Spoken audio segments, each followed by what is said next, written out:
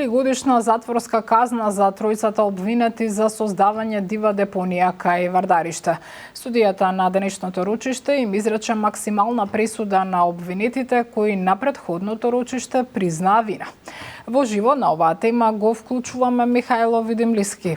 Михајло, ти се наоѓаш пред МВР каде во меѓувреме се одржа средба меѓу представници од граѓанската иницијатива со министерот Тошковски и надлежните општини и институции со цел изнаоѓање на трајно решение со проблемот со Вардариште.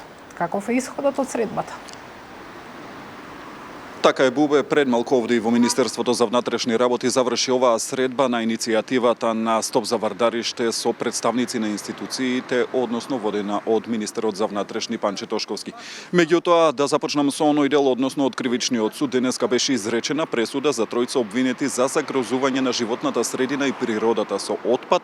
3-годишна затворска казна, тоа е максималната казна која што ја предвидува ова кривично дело за тројцата обвинети. Судијката Бранка Наумовска ја изрече оваа пресуда, а тројцата обвинети кои што добија 3-годишна затворска казна се Мајсут Мемеши, Алмира Сани и Флорин Арифи, односно за создавање на дива депонија во населбата Вардариште. На претходното рочиште за овој случај тие признаа вина за овој случај, односно дека откупувале старо железо, иако затоа немале соодветна документација, ниту пак имале дозвола од институциите, со што импровизирале пунктови, иако знаеле дека немаат дозвола и согласно законот знаеле дека немаат, согласно законот знаеле дека не можат да управуваат со отпад. Меѓутоа го правеле тоа спротивно на законот и следува денеска оваа 3-годишна максимална затворска казна за ова кривично дело. Како што кажавме, министерот за внатрешни заедно со градоначалници и представници од Министерството за животна средина денеска се сретна со представници на иницијативата Стоп за Вардариште, кои што во изминатиот период секојдневно одржуваа протести во населбата Аеродром и Новолисиче за смрдејата што се шири во населбата од депонијата Вардариште. Како што кажа министерот за внатрешни Тошковски, ќе се оди на мултиинституционален пристап со цел да се најде не само краткорочно, туку и долгорочно решение за проблемот. Први да го слушнеме овде министерот за внатрешни Тошковски.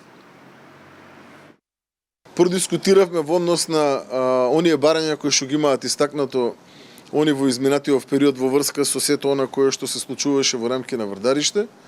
Знаеме дека овој децениски проблем кој што го имаме е еден од поголемите проблеми кои ги има Скопје од повеќе аспекти, така да овде треба еден мултиинституционален пристап за да можеме да ги трајно решиме овие проблеми кои што се поврзани со Вардариште. И во текот на вчерашниот ден се договоривме сите институции надлежни во рамки на решавање на проблемите, да не може да кажеме оваа е надлежна, таа не е надлежна и така натаму, да се собереме, да седнеме на една маса заедно со луѓето од иницијативата и да продискутираме во детали за сите нивни барања и за едно трајно решавање на овој проблем. Како што кажа и од иницијативата Стоп за Вардариште, прифатени се поголемиот дел од нивните барања, тоа е 24 часовно обезбедување, нешто што беше направено во изминатиот период, меѓутоа едно од нивните барања е и воведување на видеонадзор над самата депонија Вардариште, но и чистење на отпадот. Прашани околу тоа дали со оглед на тоа што тие денеска одржаа средба со представници на институциите ќе продолжат и понатаму со протестите, вела дека ќе видат како во пракса ќе бидат имплементирани нивните барања, односно како ќе се решава овој проблем, па потоа ќе одлучат со останатите жители и граѓани кои што ги поддржуваа овие протести, дали и понатаму ќе излегуваат на протести секојдневно. Кажа исто така и дека е формирано координативно тело кое што ќе надгледува како нивните барања се имплементираат. Да ја слушнеме овде изјавата од представникот на Стоп за Вардариште. После 37-дневно протестирање од наша страна и блокирање на раскрсницата, мило ние што гледаме дека конечно сите надлежни институции се собраа на едно место да дискутираат за како да се реши овој проблем. Сме позитивни за тоа што беше дискутирано денеска, како што и кажа градоначалникот на Газибаба, во голем дел од нашите барања се прифатени.